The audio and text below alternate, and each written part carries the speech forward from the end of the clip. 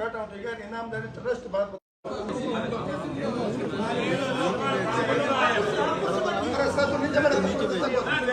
नीचे भेजिए हम ऊपर नहीं हम नीचे आ जाए बेरम जी आप अट बैठो ना वो माइक क्या भाई मुझे आप बोलो आप खड़ा हो तो क्या ना खड़ा हो ना दब के बोलो ना खड़ा हो आवाज क्या भाग रहे हो तो बोलो आप सेले हो तब तक हकीकत बात हो जाए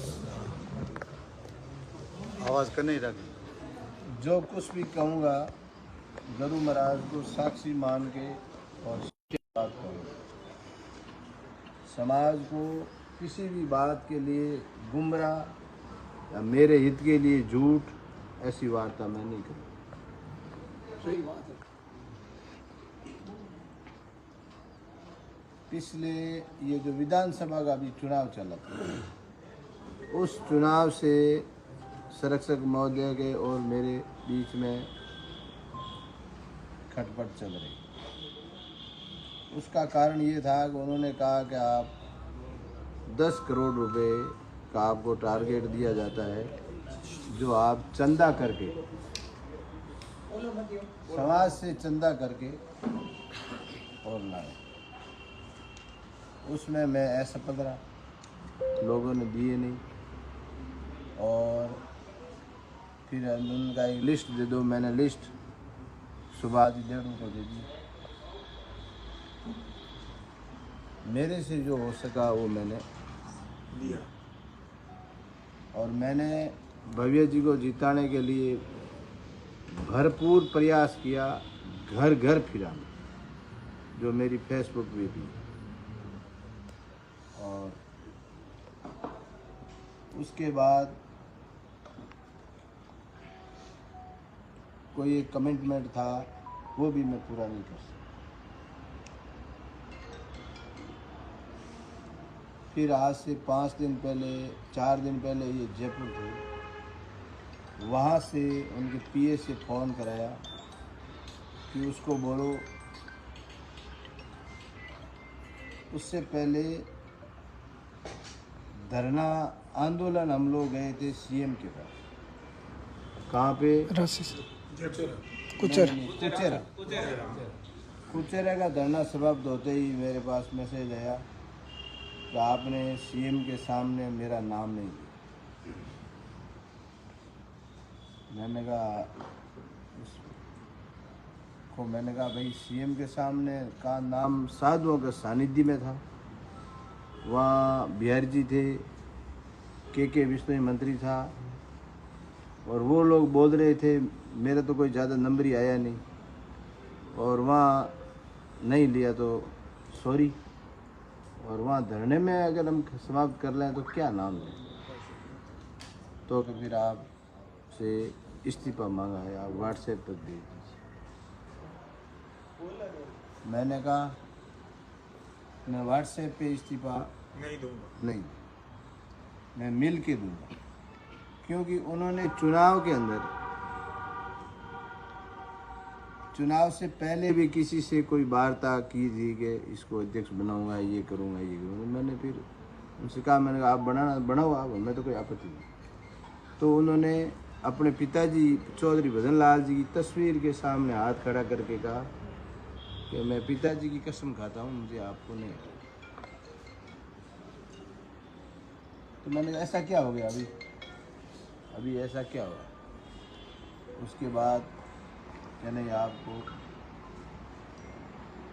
देना इस्तीफा और व्हाट्सएप से देना। मैंने कहा मैं मिल के दूँगा। तो बोलो कब दोगे, वापस फ़ोन है। मैंने कहा कल आऊँगा। तो कल आप फ्लाइट का टिकट भेजो। तो मैंने 8:30 का टिकट भेजा हूँ, वो भी मेरे पास व्हाट्सएप में है। फिर मैं रात को जागरण में गया, एक तो मुगलावा था या रामडावास बबू जी के, फिर गया पूनम चंद ठेकेदार, रतन जी ठेकेदार के जागरण थी। वहाँ से आया, मेरा तबीयत ख़राब हुआ, मैं गोयल में एडमिट होना पड़ा। सुबह की फ़्लाइट छूट गई, वापस फ़ोन आया तो मैं 3 बजे वाली फ़्लाइट का टिकट कराया। एयरपोर्ट उतरा, लैंड हुआ, जैसे ही फ़ोन आया, कहाँ अभी आए नहीं। मैं तो अभी लैंड हुई है। मैं चाहता हूँ एक बार वेदांता में जाके आऊँ, डॉक्टर को दिखा के आऊँ, उसके बाद आपको आ सका। नहीं, आप पहले आइए।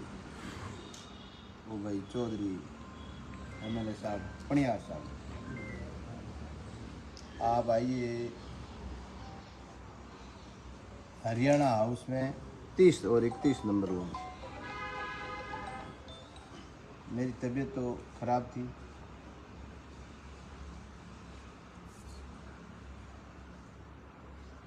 मैं गया वहाँ।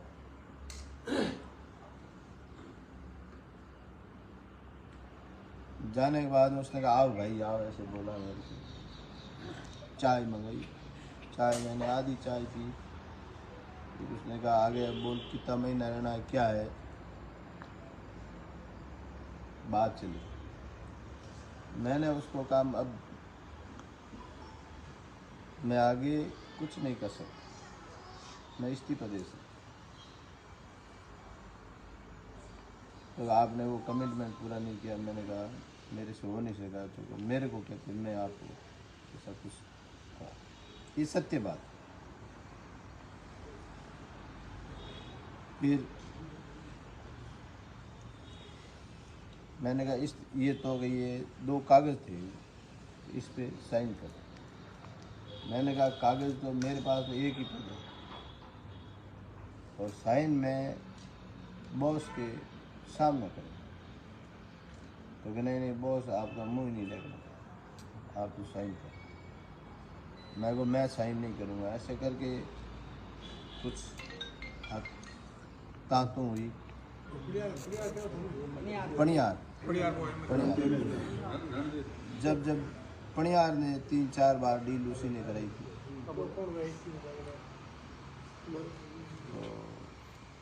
बॉस कौन था? बॉस कुलदीप।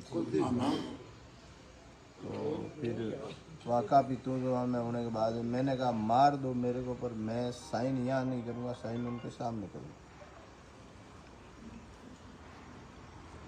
तो ऐसे कर मैंने फिर वो 5 जने थे, मैं एक था। मैंने कहा ऐसा है मैं आपकी गाड़ी में चल देता हूँ, तो क्या चलो।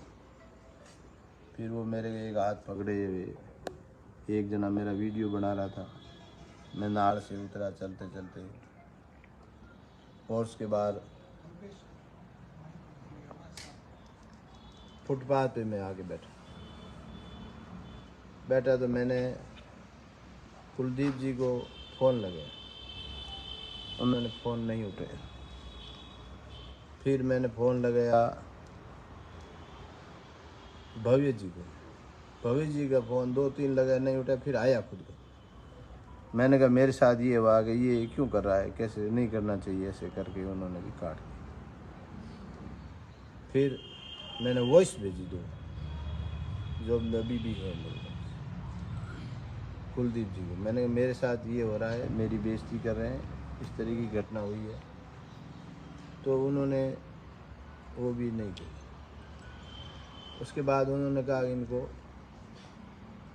गाड़ी में डालो। तो रणदीप पनियार छोरा इसको गाड़ी में डाल दो। तो वो गाड़ी के अंदर बैठे थे, जब तक उनको ये पता था कि मैं आके गाड़ी में बैठूं।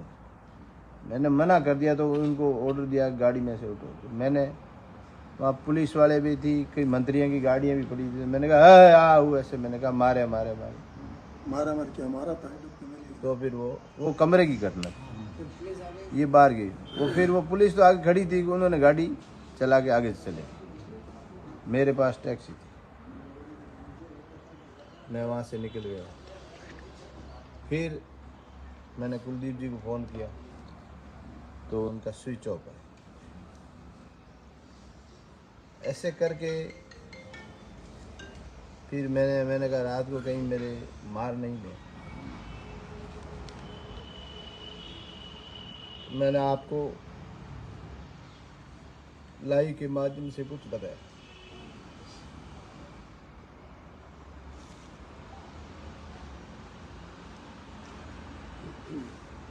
मतलब ये है कि पिछले 3 साल में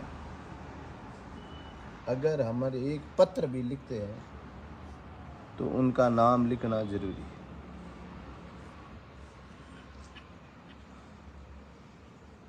भाषण देते हैं हम दुविधा में, उनका नाम लेना जरूरी है। और आप कहते होगा आप उसके चमचे हो, कहाँ जाएं? और तो तीसरा भाई आप रहे हो मैं छोड़ दूं। मेरा एक लक्ष्य था, प्रण लिया हुआ था, इसलिए मैं कोशिश कर रहा था कि अगर मौका मिला तो समाज, भामाशा, यूथ सभी के आशीर्वाद से तीर्थ स्थलों को सौंदर्यीकरण, क्वालिटी के साथ सुविधाजनक हर काम ऐसा करना है कि आने वाला या अदर कम्युनिटी का लोग भी देखे कि विष्णु का क्या तीर्थ स्थल। और बच्चों के लिए शिक्षण संस्थान। मेरा ये लोभ कि मुझे कुछ करना है और समाज के माध्यम से करना है, समाज के आशीर्वाद से करना है। और समाज का मेरे ख्याल से जितना आशीर्वाद रहा जिसकी कोई कीमत नहीं।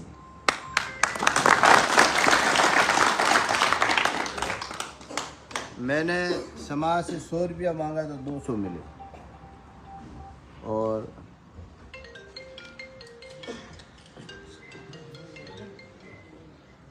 हर काम के अंदर सपोर्ट मिला। मुकाम गांव का सपोर्ट मिला, हिमटन सर का सपोर्ट मिला, इधर आसपास के पड़ोसी माडिया गांव का मिला, पूरा नौके का मिला। सारे जहाँ के लोग थे, यूथ थे, विशेषकर बहुत ज़्यादा मिला, जिससे अपन सफल हुए। हमने सर्वप्रथम तो महासभा को जो वास्तुक में नहीं थी उसका वास्तुक करें।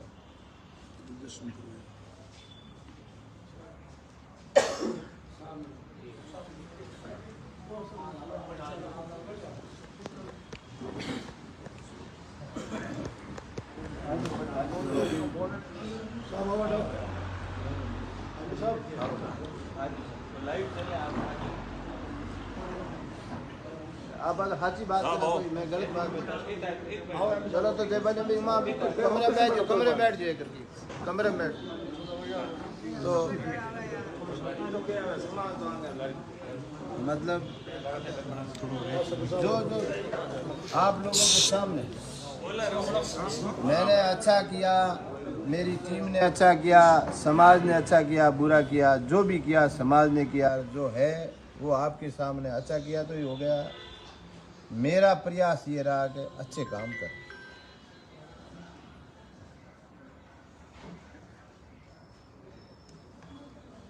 इन पनियार साहब ने 3-4 बार जब भी ये नाराज होते हैं, राष्ट्रपति को लाए, उपराष्ट्रपति को, तो नाराज हो गए कि हमारा परिवार का हमारा नाम नहीं लेता। उसके बाद कोई नेता है ही नहीं, क्योंकि नेता लाने हमारे हाथ की बात है।